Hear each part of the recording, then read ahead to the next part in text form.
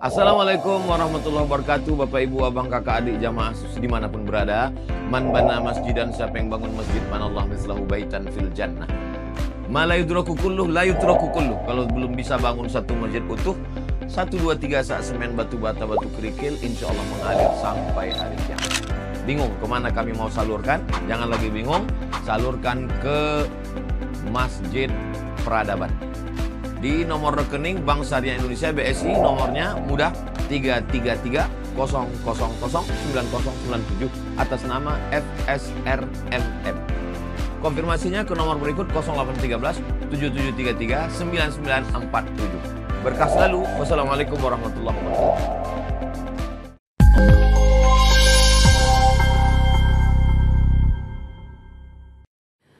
Saya ingin mengangkat satu hal tentang fenomena yang akan terjadi di akhir zaman. Kita akan coba mengangkat beberapa hadis dari perkataan baginda Nabi Muhammad SAW tentang munculnya fenomena-fenomena akhir zaman atau hal-hal yang terjadi di akhir zaman sebelum hari kiamat itu datang. Allah berkata di dalam Al-Quran, di dalam surat Al-A'raf, kata Allah, yas'alunaka 'anis sa'ah. Orang bertanya kepadamu tentang hari kiamat. Kemudian Allah jawab, ayyana mursaha. Qul innama ilmuha 'inda rabbi. Katakan kepada mereka bahwa sesungguhnya hari kiamat itu, pengetahuan hari kiamat hanya ada pada Tuhanmu, pada Rabbmu. Nabi ditanya oleh malaikat tentang hari kiamat. Jawabannya ketika malaikat datang kepada Nabi, ketika duduk bersama para sahabat termasuk Umar bin Al-Khattab, kata Nabi, yang ditanya tak lebih tahu daripada yang bertanya.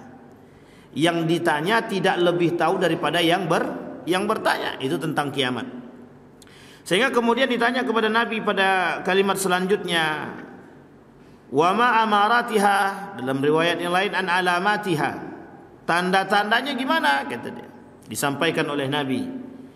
Salah satu di antara yang disampaikan oleh Nabi, poinnya adalah ketika budak menghasilkan anak dari tuannya, ketika binatang melata bisa berbicara, kata Nabi, dan lain sebagainya. Di dalam riwayat yang lain, kata Nabi, tidak akan terjadi hari kiamat sampai muncul 10 perkara. Yang 10 terjadi, 10 tersebut oleh para ulama dikatakan 10 tanda hari kiamat besar. Tanda 10 kiamat, tanda besar, tanda-tanda hari kiamat besar. Sehingga kata para ulama, alamatul kubra, tanda-tanda besar datangnya hari kiamat. Salah satu di antara tanda besar hari kiamat itu datang adalah Dajjal, Al-Masih Dajjal, munculnya Dajjal, Ya'jud wa Ma'jud, kemudian api, zalzalah, kemudian lampu mati dan lain sebagainya. Banyak, ada 10. Ada kemudian gerhana dan lain sebagainya. Tetapi sebelum itu ada tanda-tanda kiamat kecil. Dan tanda-tanda kiamat kecil itu, atau tanda-tanda kecil, alamatus sughra, kata para ulama, yang disebut sebagai tanda-tanda datangnya hari kiamat, tapi tanda-tanda kecil. Nah, tanda-tanda kecil ini oleh para ulama dibagi lagi. Ada yang sifatnya tanda-tanda, ada yang sifatnya fenomena. Jadi kata Nabi, tidak akan terjadi hari kiamat sampai kalian melihat fenomena-fenomena alam terjadi, fenomena-fenomena sosial terjadi. Fenomena-fenomena tersebut apa saja? Banyak. Perzinahan dan lain sebagainya terjadi. Nah, malam hari ini kita coba angkat. Dari sekian banyak hadis, kita kutip beberapa hadis tentang hari kiamat atau fenomena-fenomena yang ada sebelum datangnya hari kiamat.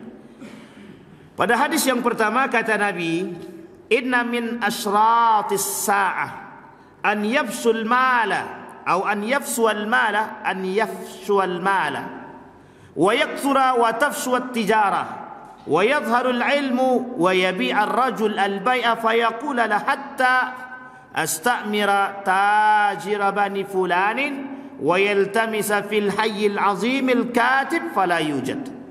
Di antara tanda hari kiamat adalah harta yang banyak tersebar dan melimpah, aktivitas perdagangan yang marak, ilmu yang tersebar, sehingga seseorang yang sedang menjual barangnya berkata, aku tidak menjual barangku ini sebelum aku meminta pendapat seseorang dari Bani Fulan. Dan termasuk di antara tanda hari kiamat adalah ketika di sebuah daerah dibutuhkan seorang penulis akad yang adil, tetapi ketika mereka dicari tak satu pun di antara mereka yang ditemukan. Bapak Ibu sekalian yang berbahagia, maksud hadis ini adalah lebih tepatnya maraknya penipuan dalam bisnis, penipuan dalam tijarah, dalam perdagangan. Kalau kita berbicara tentang data orang-orang yang tertipu dalam transaksi, perdagangan, bisnis dan lain sebagainya, itu tak sedikit. Bermunculan investasi bodong, bermunculan orang-orang penipu-penipu di Facebook. Banyak orang-orang yang jual beli penipu di Facebook itu banyak sekali. Bapak Ibu, saya ingatkan jangan beli barang di Facebook kalau tak yakin. Karena banyak sekali komentar di situ. Bagus, barang bagus, rupanya penipu. Mereka buat akun yang banyak, kemudian akun tadi sengaja memberikan komentar yang baik terhadap penjualan tersebut. Misal, iPhone seharga 250.000. Mimpi kali kata dia kan begitu. Ternyata itu tidak ada. Tapi banyak akun yang berkomen bagus. Iya, coba klik dulu ke akun tersebut. Setelah diklik akun tadi, ternyata akun itu baru dibuat, belum ada postingan yang lain dan tak ada yang lain. Ternyata itu penipu. Banyak. Sekarang itu cara untuk menipu banyak. Tidak hanya di dalam Facebook saja, termasuklah jual beli online. Nah, sekarang banyak orang lagi ngetren jual beli online. Setelah ditipu baru sadar. Kalau tidak ditipu aman kok aman. Ya aman sekarang. Setelah ditipu tak jadi aman. Uang jual beli face to face saja banyak penipu, apalagi jual beli on. Jadi sarana untuk online, sarana untuk tipu tadi, sarana untuk tipu daya tadi makin banyak. Karena apa? Karena sekarang jual belinya sudah pakai online. Transaksi bisnisnya pun banyak, sudah banyak orang-orang yang membuat investasi bodong. Itu baru pada investasinya, baru pada perdagangannya, pada penipuannya. Apalagi penjualan barang-barang yang tidak halal sudah lebih banyak lagi. Dulu orang mau beli khamar sulit, barang tutup. Sekarang tidak, di mana-mana bisa beli pakai online. Ada aplikasi tersendiri khusus jual beli barang-barang yang diharamkan seperti khamar dan lain sebagainya. Kemudian banyak penipuan-penipuan yang terjadi dalam transaksi dan transaksi tersebut. Kita ambil contoh tahun ini saja, itu sudah banyak yang tertipu dengan bisnis. Apa kata mereka? Kami buka lahan kurma. Yang mau investasi pohon kurma silakan. Per orang 25 juta. Per orang 200.000. Per orang 20 sekian dan lain sebagainya. Rupanya setelah investasi, tempat yang dituju ternyata tak ada satupun pohon kurma dia. Banyak terjadi, banyak. Baru-baru ini iya. Hampir saya pun ikut tertipu lagi. Karena saya pun diajak bergabung. Tak tahu siapa yang masukkan saya dalam grup tersebut. Inilah kalau seandainya data kita mudah diakses oleh siapapun. Hati-hati. Bapak Ibu yang belanja, yang membeli Shopee, kemudian ada alamat tertera, jangan sembarang buang, bakar dulu. Biar orang tak tahu data kita di situ ada, alamat kita ada, nomor telepon kita ada. Hapus. Bagaimana caranya? Bakar. Biar orang tak memanfaatkan data. Itu buktinya. Tak tahu kita siapa yang masukkan nama kita ke dalam tadi. Kok diajak bergabung dalam grup tadi? Setelah diajak dalam grup itu bergabung, ternyata mereka jual investasi pohon kurma. Di mana tempatnya? Di Riau. Tak jauh dari sini pokoknya, saya tahu. Saya tak sebut tempat lah. Di Riau pokoknya. Kata dia bagus. Barang ini banyak. Saya tengok pengikutnya banyak. 200 lebih. Wah, ini meyakinkan ini. Dan tidak mahal. Per bulan 250.000. Singkat cerita, berjalan 1 tahun tapi saya belum ikut. Saya masih numpang nengok saja. Setelah 1 tahun, yang bayar itu dah banyak, yang ikut tidak sedikit, 200 lebih. Ternyata alhamdulillah itu penipuan. Setelah komplain, mau kemana komplain? Orang tu tak ada, data tu palsu. Nah, itulah kalau manusia pengen cepat kaya dengan gaya yang tak sewajarnya. Jadi Bapak Ibu sekalian yang berbahagia, banyak penipuan-penipuan seperti itu banyak. Dulu ada namanya TNC, MLM, multi level marketing. Itu penipuan juga itu. Jangan tersinggung TNC, jangan tersinggung MLM. Memang begitu dulu. Apa kata mereka? Ikut Pak, pokoknya barang ini bagus. Dia menggunakan model keanggotaan. Kalau Bapak berhasil bawa 5 orang, nanti rating dia naik. Rating Bapak segitu aja. Nanti dia katakan kalau Bapak bisa berhasil mendapat 5 orang, rating Bapak naik, kata dia. Rating dia tambah naik. Ada model yang tidak dibenarkan dalam Islam.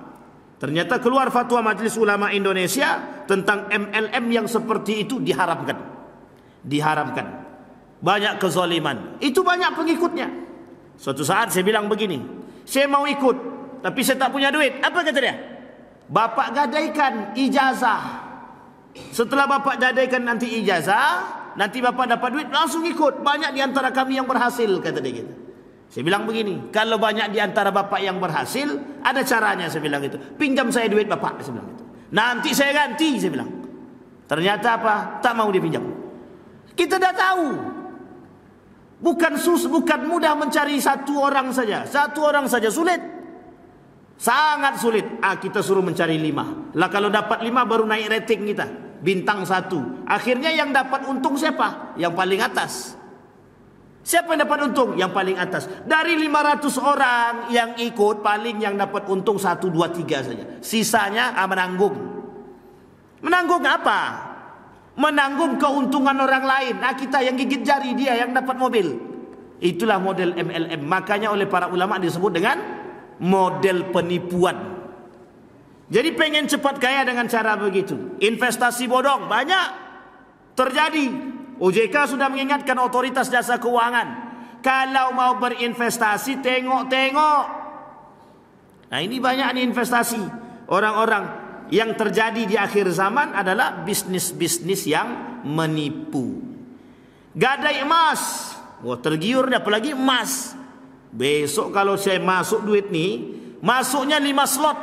1 slotnya cuma 20.000. Kalau 5 kali 20, 100.000 cuman. Kata dia, bisa berapa lama? 3 tahun. Sudah bisa mendapat emas batangan. Cuman jarak 2 tahun, yang ikut 1.000 lebih. Nah, ini kawan saya pula yang curhat nih. Alhamdulillah wan, kata dia, kami ditipu, kata dia. Lagian dah tahu barang begitu, dah tahu model-model begitu. Sekarang banyak Pak, banyak. Apalagi tengok di Facebook itu. Beberapa minggu yang lalu, 1 pekan yang lalu, saya lihatin tuh kepada istri saya, banyak sekali barang murah di Facebook nih. Rupanya penipuan semua. Banyak bermunculan cara mereka, dan tidak sedikit yang tertipu. Tidak sedikit yang tertipu. Nah, pertanyaannya adalah, betulkah perkataan Nabi kelak di akhir zaman itu banyak bisnis-bisnis itu yang sifatnya menipu? Bukan lagi banyak, banyak sangat. Banyak sangat. Kita bisa temukan, tak usah jauh-jauh. Kadang kita temukan di sekitar kita. Yuk kita bangun usaha, yuk. Orang tak dikenal tiba-tiba ngajak bangun usaha, kita percaya dan yakin. Ujung-ujungnya lakono tipu, orangnya kabur. Sedangkan orang yang kita percaya saja bisa kabur, apalagi yang tidak kita percayai. Udah kita nggak kenal baru kenal. Melihat prospek ke depan, bagus nih bisnis tanah nih, bangun rumah, properti dan lain sebagainya. Alhamdulillah hilang duit. Ujung-ujungnya stres. Sekarang ada bisnis baul, bisnis gaul sekarang. Apa itu? Bisnis jual beli jabatan. Itu juga jadi bisnis sekarang. Itu juga bisnis menipu. Kenapa kita katakan bisnis menipu? Gara-gara jual beli jabatan itulah banyak yang tertipu. Sudah masuk 20 juta. Untuk tenaga honor aja 20 juta tuh Pak. Rupanya orang yang memasukkan tadi kabur. Sudah ada 10 orang. Sekarang dilaporkan ke Polda. Alhamdulillah sampai sekarang tak masuk penjara. Coba Bapak Ibu bayangkan. Jadi jangan pengen cepat kaya, butuh proses. Kalau pengen jadi orang kaya, pakai proses yang baik. Ikuti anjuran, ikuti ajaran main, ikutkan regulasi. Bagaimana cara Nabi berbisnis? Ni tak pengen cepat kaya, menipu ya. Sampai kapan? Dan itu yang terjadi. Ada bisnis-bisnis yang penipu lagi banyak. Contohnya bisnis apa? Bisnis travel umroh. Tuh, yang travel umroh, jangan jual lisan. Jangan jual hotel kalau tak jelas. Jangan jual tiket pesawat kalau tak jelas. Ini sengaja nih Bapak Ibu. Biar ada ini, jadi enak deh nyampaikannya. Kenapa begitu? Banyak yang menipu. Hotelnya di Madinah bagus. Sampai di Madinah 10 kilo. Mau komen apa kita? Mau komen apa? Udah sampai di sono, mau kita protes, duit tak balik juga. Ujung-ujungnya, yuk kita muhasabah. Ujung-ujungnya kita diajak muhasabah untuk bisa lebih dekatkan diri kepada Allah. Betul, semua qadarullah, takdirnya Allah, betul. Segala sesuatu yang sudah terjadi itu adalah takdirnya Allah, betul. Tetapi sebelum terjadi, kita bisa mencari kebaikan di antara itu. Berarti memang begitu kita? Iya, harus begitu. Banyak ini travel. Mohon maaf jangan tersinggung para travel. Kami hanya ingin keadilan dan kebaikan dan kejujuran. Berbisnislah dengan jujur ala Nabi. Berbisnislah. Ini lagi heboh soalnya Pak, masalah travel nih. Banyak travel penipu tuh.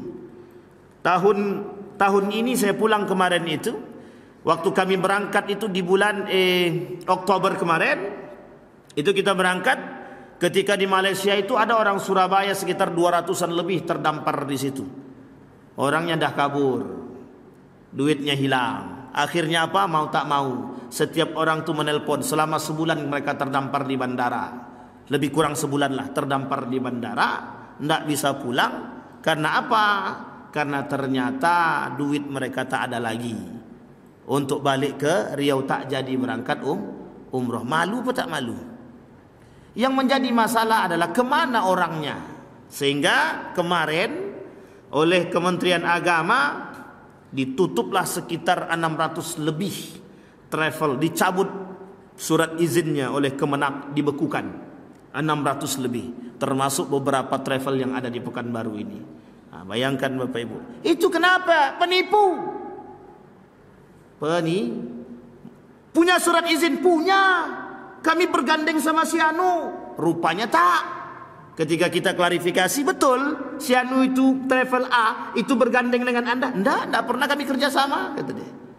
Coba Bapak Ibu bayangkan, hanya untuk mencari sekarang nih Bapak Ibu, travel umroh itu, travel itu adalah bisnis yang paling enak. Kenapa sekarang banyak orang berangkat umroh?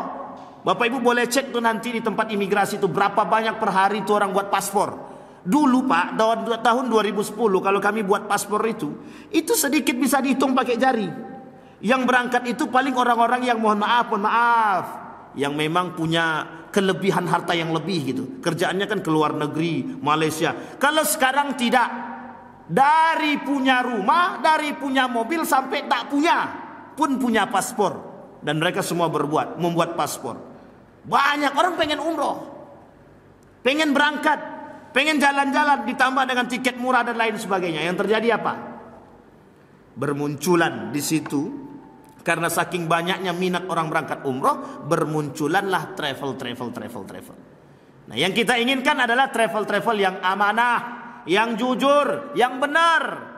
Jangan menjual lisan atau menjual brosur saja.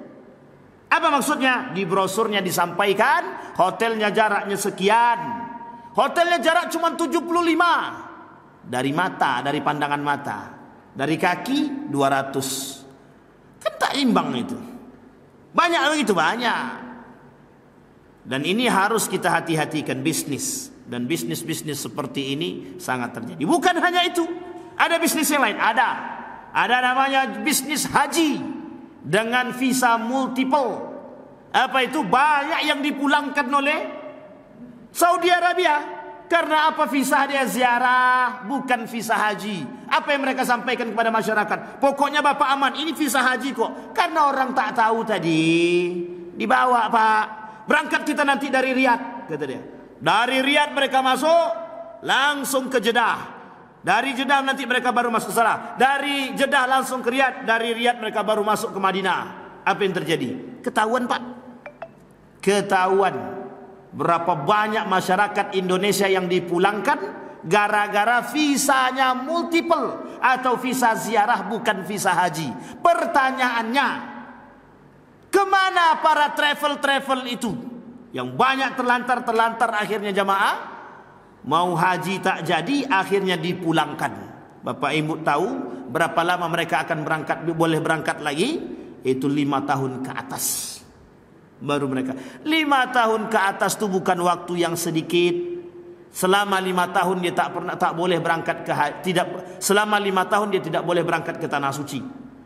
Bertahanlah 5 tahun itu. Dan alhamdulillah travelnya itu dibekukan oleh Kementerian Agama. Itu yang harus kita apresiasi. Ini banyak Pak travel bodong ini. Masalahnya kadang-kadang begini, kok bisa lolos gitu. Kenapa kok bisa lolos? Piti masuk. Maksud saya paham Bapak Ibu? Paham maksud saya itu? Piti masuk. Ini tadi. Kadang-kadang korupsi ini memang sangat menguntungkan sebelah pihak dan merugikan pihak yang lain. Hanya demi kepentingan pribadi diizinkan mereka melakukan hal demikian. Yang terjadi adalah kerusakan yang lain. Penipuan dalam bisnis. Masih banyak lagi Bapak Ibu bisnis itu yang sifatnya penipuan itu banyak. Artinya begini Bapak Ibu. Kalau ada bisnis itu yang menggiurkan, bisa langsung mendatangkan puluhan juta, Bapak Ibu pikir-pikir dulu. Yang kerja mati-matian aja per bulan cuma sekian. Tiba-tiba datang orang yang menawarkan Bapak masuk 200 juta langsung 20 miliar. Kalau udah begitu itu udah jelas bohongnya tuh. Jangan terpercaya lagi. Gilo awak dibuatnya. Tapi ada pusat dalam trading. Iya, kalau trading itulah jelas haram. Spekulasi dan ribawinya jelas. Jangan ikut-ikutan. Nah, tapi kalau Bapak Ibu mau pasang saham di air sofa boleh. Ini jelas. Pasar saham nih, ini jelas. Pasang saham di sini boleh. Artinya apa? Berinvestasi di sini. Insya Allah ini akan semakin melejit ini. Asalkan cepat keluar surat izinnya. Kalau lambat surat izinnya keluar, lambat pula nanti prosesnya Pak Ketua. Udah keluar belum? Langsung kita promosikan. Jadi Bapak Ibu mau investasi ke situ boleh, tidak ada masalah. Tergantung aturan main daripada pengurus masjid. Kalau mau dibuat aturan main model begitu bagus. Butuh modal sekian. Turut seperti Rote, tahu? Rote tahu Bapak Ibu? Rote itu pemiliknya tidak satu. Setiap satu outlet itu ada 8 pemilik saham. 8 orang. Dan mereka per bulan dapat. Nah, boleh dicontoh itu Ketua. Rote itu bagus. Dan alhamdulillah untuk hari ini di sekitar Riau ini, Rote ini termasuk salah satu bisnis yang menjanjikan. Tapi sekarang tidak lagi dibuka. Model seperti itu tak dibuka lagi. Hanya saja kita boleh meniru dan mempelajari model dan sistem bisnis yang dilakukan manajemennya mereka. Dan mereka mau berbagi. Dan itu bagus saya kira. Bayangkan Bapak Ibu sampai mereka sudah punya pondok pesantren, pembiayaan untuk yang tidak mampu dan lain sebagainya mereka sediakan. Dan alhamdulillah bermanfaat. Dan dalam setiap satu outlet itu ada 8 pemilik saham. Jadi tidak semuanya secara keseluruhan per outlet. Dan ternyata per outlet itu ternyata pendapatannya tidak sedikit, lumayan. Ada salah satu di antara kakak kelas kami yang ikut itu per bulan dia tanam 75 juta. Dia per bulan sampai hari ini, dari dulu berdiri sampai sekarang, outlet tersebut per bulan dia dapat 4 juta. Kalau kita kalikan 2 tahun sudah balik modal. Dan alhamdulillah, dan juga membantu. Dan ternyata memang model manajemennya cukup bagus. Dan itu bisa ditiru. Untuk air apa namanya tadi kata? Sofi, suci. Sofa, bersih, suci, jernih dan lain sebagainya. Baik Bapak Ibu sekalian yang berbahagia. Hadis yang kedua. Baru satu nih. Kemudian kata Nabi pada hadis yang kedua, tidak akan terjadi hari kiamat sampai kalian akan melihat maraknya LGBT di dunia. Nah ini tak usah kita sebut lagi. Dah pernah kita sampaikan di sini. Anak SMK saja punya punya grup WA LGBT. Laki-laki semua isinya di situ. Ada yang mohon maaf Bapak Ibu ya. Ini LGBT ini kita panjangkan dulu. L itu apa? Lesbi. Tahu Bapak Ibu lesbi itu apa? Ibu tahu enggak lesbi itu apa? Lesbi itu perempuan dengan perempuan. G-nya gay. Gay itu laki-laki dengan, kalau bahasa gaulnya, homo. Kemudian B. Apa B itu? Biseksual. Dua-duanya, baik laki-laki mau perempuan, sikat gitu. T. Transgender. Transgender tahu Bapak Ibu? Apa itu transgender? Ada yang tahu? Abang-abang ganteng. Apa itu transgender? Mengganti kelamin. Tahu Bapak Ibu mengganti kelamin? Ini lagi viral itu. Siapa perempuan itu? Iza. Ya Allah ya Rabb. Itulah yang abang-abang ini lebih tahu nih. Itu Bapak Ibu, ini kasus ini. Bisa masuk ke tanah suci. Hakikat dia laki-laki, dia ikut salah satu travel berangkat umrah, tapi masuk dia perempuan. Karena memang dia laki-laki mau merubah jadi perempuan. Itu dilaknat oleh Allah itu. Dah jelas dilaknat itu. Kata Allah, sabbahar rijal bin nisa wa sabbahat nisa bir rijal. La'anallah. Allah laknat laki-laki yang menyerupai perempuan dan perempuan yang menyerupai laki-laki gitu deh. Allah laknat. Nah, ini ada Pak. Laki-laki aslinya laki-laki, tapi dia ingin jadi perempuan sehingga dia ikut berangkat umrah, ikut travel dan dia menjadi menjadi perempuan. Itu dihujat banyak orang termasuk majelis ulama. Apa kata majelis ulama? Itu sudah kelewatan batas gitu deh. Terlaknat itu perbuatan terlaknat gitu deh. Kenapa? Karena dia laki-laki masuk dalam perempuan dan sholat di tempat perempuan. Berbahaya apa tak berbahaya itu? Wow, itu dia. Ini namanya aja akhir zaman ya begitu. Jadi akhir zaman tuh apapun yang tak pernah terjadi dahulu sekarang terjadi itu Pak. Coba bayangkan tuh. Nah sekarang bagaimana itu kondisi seperti itu? Kita ambil poinnya Bapak Ibu. Seorang yang sudah jelas laki-laki dia dan dia merubah menjadi perempuan itu dah mesti dilaknat oleh Allah. Pertanyaannya, kalau dia berangkat umrah dapat pahala apa tidak? Sekalipun umrah itu baik. Jangan langsung cepat-cepat bilang tidak. Kita bukan Tuhan ini. Artinya apa? Perbuatan itu salah.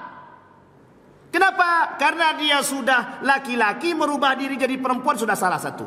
Kemudian dia berangkat umrah dan dia ikut barisan perempuan, salah dua. Tambah dia berbaur dengan perempuan, mohon maaf, salah tiga lagi. Banyak kali salahnya itu. Yang keempat dia menipu orang, jadi 4. Bisa pula lewat ya. Itu salut kita tuh. Nah sekarang ada pertanyaan, bagaimana hukumnya umrah bagi bagi laki-laki yang menyerupai perempuan? Astagfirullahalazim. Kita rujuk kepada hukum. Kalau dia punya 2 kelamin, dia boleh milih kelamin itu yang mana? Mana kecenderungan dia?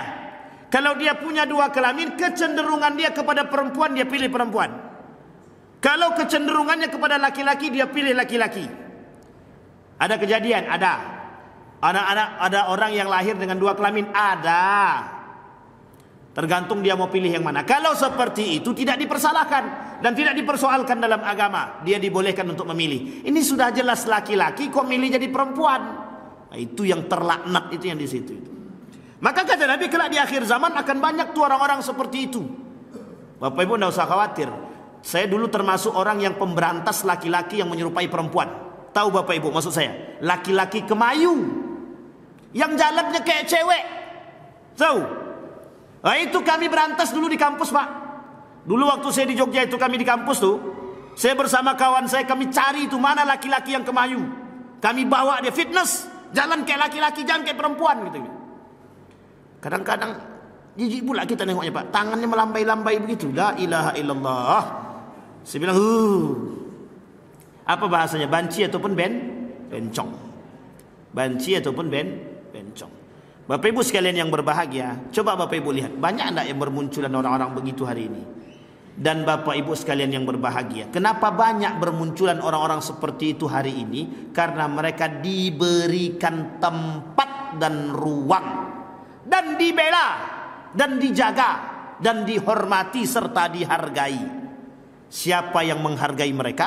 Siapa yang menghormati mereka? Siapa yang memberikan ruang pada mereka? Kaum liberal. Siapa itu Bapak Ibu? Yang kedua siapa lagi? Pejuang hak asasi manusia.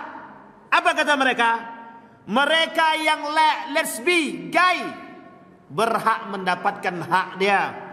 Lah kalau dia mau nikah sesama jenis, biarkan sajalah, itu kan haknya dia. La ilaha illallah. Tak tahu dia kasus Nabi Lut. Mau dihancurkan, mau jadi apa kampung kita nih? Kalau sempat ada terjadi di kampung sini bang, tolong cepat-cepat dicegah, usir dari kampung. Itu dah yang paling hukuman paling rendah, serendah-rendahnya itu di dalam Islam. Jangan sampai satu kampung dilaknat sama Tuhan hanya gara-gara ada laki-laki menyerupai perempuan atau perempuan menyerupai laki-laki. Ada orang yang nikah perempuan dengan perempuan, laki-laki nikah dengan laki-laki, atau sebaliknya.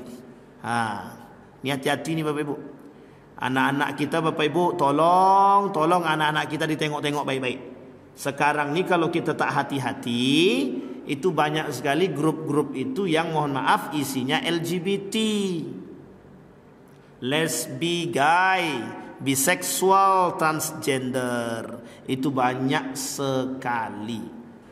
Bukan hanya yang tua-tua saja, begitu juga yang muda-muda.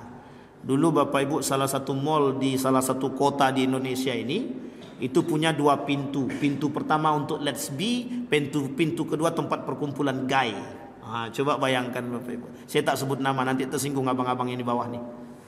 Tahu Bapak Ibu ya?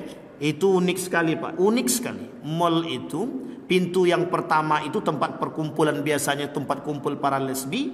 Yang pintu kedua di mall tersebut tempat perkumpulan para gay. Di mana Ustaz tahu? Kami sampai situ. Saya sampai ke situ Bapak Ibu. Dulu kami kerjaannya begitu memang. Bukan kerjaan saya lesbi gay ya, tapi kerjaan saya mencari data itu Pak. Kita temukan Pak. Dan itu mohon maaf ternyata dijaga, diberikan tempat.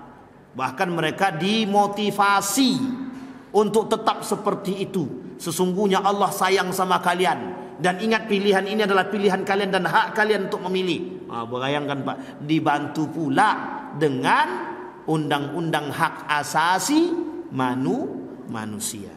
Sampai di sini bisa dipahami Bapak Ibu? Baik, tanda datangnya hari kiamat. Apa salah satu tandanya tadi adalah bermunculannya kaum LGBT. Kemudian yang ketiga, la tattabi'udna sunana man qablakum shibran bi shibrin wa dhira'an bi dhira'in hatta law salaku juhra dabbin la salaktumuhum qulna ya Rasulullah al yahuda wan nasara qala faman. Kata Nabi, kalian benar-benar akan mengikuti tradisi-tradisi umat sebelum kalian, sejengkal demi sejengkal, sehasta demi sehasta, sehingga mereka masuk ke lubang biawak pun kalian akan ikut tetap mengikuti mereka. Makan tai pun kalian pun akan ikut makan tai. Siapa mereka? Kata Nabi, kata para sahabat, apakah itu Nasara dan Yahudi? Ya. Kata Nabi, selain dari mereka siapa lagi? Ini Bapak Ibu, bentar lagi akan banyak yang mengikuti tradisi agama yang lain, agama Nasrani. Orang beli pohon, kita beli pohon. Orang pakai pakaian itu, kita juga pakai. Orang pakai trompet, kita pakai trompet. Itu contohnya seperti itu. Jadi orang-orang seperti itu menjadi tanda-tanda datangnya hari kiamat. Itu banyak. Bapak Ibu tak tahu, tak salahkah? Muslim mengikuti orang-orang kafir itu banyak. Apalagi ada orang Muslim yang jualan pakai kayak gini juga dia. Tahu Bapak Ibu ya? Tahu Bapak Ibu, orang Muslim yang jualan pakai kayak gini. Apa ini namanya nih? Apa bang? Yang gambar itulah. Tuh. Gambar apa namanya itu? Bukan. Kemanjuran, bukan manjur, apa namanya ya? Ya itulah pokoknya. Biar bisa laku jualan dia itu laris segala macam. Pakai itu kucing Pak. Muslim kok pakai begitu? Itu tak salah kan tuh? Sampai sini paham ya Ibu ya? Keberuntungan. keberuntungan. Bentar lagi akan terjadi, Bapak Ibu akan lihat. Nih Bapak Ibu, jaga anak-anak kita, akidah mereka jaga, biar mereka tidak mengikuti. Bahkan banyak nanti orang-orang yang berkumpul di mana itu, bundaran kantor gubernur. Mau ngapain coba? Menunggu datangnya tahun. Itulah tanda-tanda kiamat itu. Nanti diundang artis, berjoget-berjoget. La ilaha illallah. Pokoknya kita jangan ikut. Tak usah ikut. Tak usah ikut. Cukup di rumah saja. Kalau kami mau nengok gimana? Tengok tanggal nanti. Tengok jam tuh. Tengok jam 12. Sampai jam 12 tet berbunyi, ada, selesai itu. Bayangkan Pak, menghabiskan berapa banyak duit kita di situ. Jutaan rupiah. Coba dikasih ke makan orang-orang tak mampu. Banyak tak hasil dia. Bahagia enggak mereka? Tapi kita menghabiskan sesuatu untuk yang sia-sia.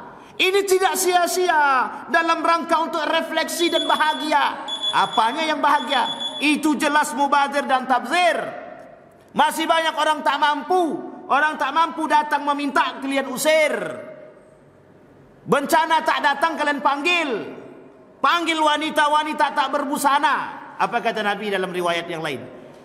Tidak akan terjadi hari kiamat sampai muncul biduan-biduan dan alat musik yang dimainkan.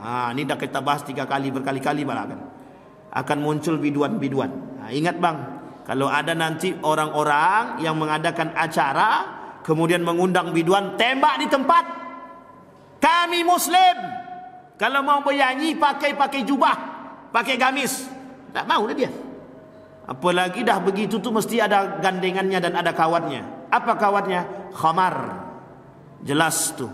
Kalau tidak narkoba. Sampai di sini paham Bapak Ibu? Jadi Bapak Ibu ini mengingatkan pada kita. Kapan terjadinya itu orang-orang yang sudah banyak mengikuti perbuatan-perbuatan seperti itu? Bukan banyak lagi, sudah banyak. Loyalitas umat muslim kepada kafir hari ini tidak lagi kita ragukan. Sudah banyak sekali orang-orang muslim yang membantu perjuangan orang Yahudi dan Nasrani dalam menghancurkan umat Islam. Kita ngikut. Kita saja ngikut. Ini Bapak Ibu tolong diperhatikan baik-baik. Nah, Bapak Ibu sekalian yang berbahagia, kata Nabi, nanti akan muncul kelompok-kelompok orang-orang yang mengikuti perbuatan tradisi-tradisi jahiliyah, sedikit demi sedikit, sejengkal demi sejengkal, sehasta demi sehasta, hingga mereka masuk ke lubang biawak pun kalian akan tetap mengikuti mereka.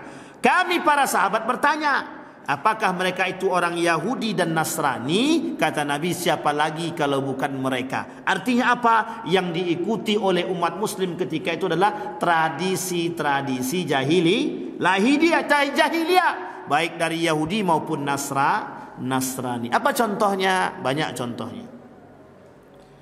Orang-orang westernisasi. Tahu westernisasi Bapak? Ke barat-baratan, ngikuti budaya Barat. Sekarang dah banyak yang ikut budaya Barat kok. Orang Barat sekarang sudah malu pakai celana pendek. Orang kita masih bangga pakai celana pendek. Itu khusus perempuan ya. Bupati buka paha tinggi-tinggi. Tahu maksud saya Bapak Ibu? Pakai celana sampai di atas. Mohon maaf betul. Dan mereka bangga mempertontonkan itu kepada khalayak ramai. Sekarang ini apa? Sekarang ni apa yang tidak bisa kita tengok di dalam baik YouTube, Facebook dan lain sebagainya muncul semua. Mohon maaf, syaitan itu muncul semua. Kalau yang tak kuat iman goyang itu. Makanya Bapak Ibu tolong jaga betul tuh anak-anak kita dari kerusakan gadget tadi itu. Westernisasi. Kenapa saya katakan westernisasi? Kita ni sudah diganggu oleh budaya Barat sudah sekian lama Pak. Semenjak runtuhnya Turki Utsmani sampai hari ini. Itu budaya Barat merajalela itu di tempat kita itu. Pakaian tank top. Mohon maaf Pak, pakai tank top tuh kayak bahasa kita nih pakai singlet aja Pak. Pakai singlet doang. Itu pun bangga. Besok enggak begitu lagi Pak. Pakai kutang sama pakai kolor saja mereka besok. Dan itu bangga. Bukan malu. Senang Pak. Bahkan laki dia yang nyuruh. Laki dia, sini dek. Adik di depan tuh saya foto ya. Dijual lah. Biar dapat pengikut yang banyak dalam YouTube sama Facebook itu. Tujuannya cuma itu. di TikTok, di Instagram, tujuannya menjual. Jadi aurat istri dia dijual, dapat dia pengikut yang banyak, dapat duitlah dari situ. Uniknya lagi, jangan salah, pengikutnya bukan sedikit. Yang ikut rata-rata kaum Bani Adam. Laki-laki pak, mau tua, mau muda ikut menonton. Astagfirullah wa atubu ilaih. Bayangkan sama Bapak Ibu, rusaknya generasi kita hari ini disebabkan perbuatan-perbuatan demikian. Maka Bapak Ibu sekalian yang berbahagia, kembali kepada poin yang tadi kata Nabi, kelak banyak sekali umat muslim yang akan mengikuti peradaban-peradaban barat dan peradaban-peradaban Yahudi. Selain itu, setelah westernisasi, naik koreaisasi. Tahu koreaisasi Bapak Ibu? Peradaban Korea, K-pop. Tahu Bapak Ibu K-pop tuh? Laki-laki berjoget. Pokoknya begitulah. Artinya saya pun tak terlalu paham juga, artinya ya sekarang ini penyakitnya itulah. Penyakit barat sama penyakit Korea. Kalau ada penyakit Arab itu harus dibuang, karena kearabisasian namanya. Terlalu kearab-araban. Orang pakai jubah dihina, dicaci dan dimaki. Orang pakai tank top aja ditonton. Jadi lebih senang dapat pahala atau dapat dosa? Lebih senang dapat dosa daripada pahala. Saya kira itu saja Bapak Ibu sekalian yang berbahagia. Mudah-mudahan ada manfaat bagi kita semua. Mudah-mudahan dari 3 hadis yang kita bacakan di malam hari ini tentang fitnah akhir zaman atau fenomena akhir zaman ini bisa membuat kita semakin sadar dan semakin menjaga generasi kita agar kelak mereka bisa selamat dunia dan akhirat. Fa'tabiru ya ulil absar la'allakum tuflihun. Assalamualaikum warahmatullahi wabarakatuh.